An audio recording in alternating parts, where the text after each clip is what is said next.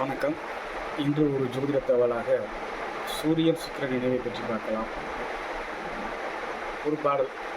கதிரோடு வெள்ளியும் சேர்ந்து கட்டாக ஓரில் கலந்திருந்தாலும் பதியானவள் வசியம் செய்து ஜென்மன் பந்து சனங்களை பகை கொள்வார். இந்த சூரியன் சுக்கிரன் சேர்ந்து ஒரு வீட்டில் இருக்குது. அந்த வீட்டில் இருக்கக்கூடிய ஜாதகருக்குரியவர்களுடைய மனைவி இவரை வசியம் பண்ணிடுவார்.